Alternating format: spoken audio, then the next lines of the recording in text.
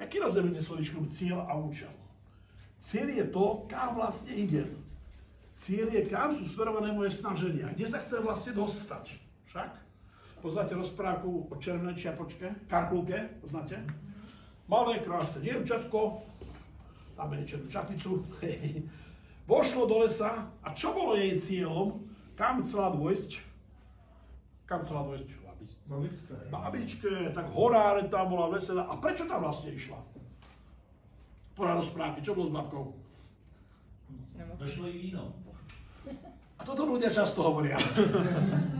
Babka bola chorá, zle žila a dcera dostala SMS-ku, dojde dačo. A fakt v rozprávke knižke už bola taký košík niesla, tam bolo chlieb, klobása a fľaša vína trčala stále. Hej.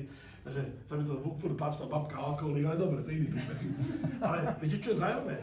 Táto dievčatko, čo ja mala možno 10 rokov, vošla do lesa, ale do tmavého lesa, husté krovie, vysoké stromy, taký mesožravý vlk, aj taký divný horár uchylný tam bol, hej.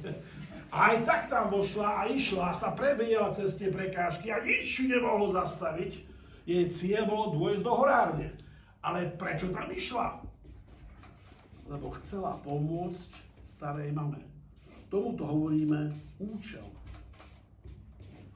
Najbohatší ľudia si dávajú nie len cieľ, ale sú úplne jasne urobia aj dôvod, prečo do toho cieľa mám dôjsť. Ak mám aj cieľ, čo chcem dosiahnuť, keď mám aj účel, prečo tam idem, nič vás nezastaví.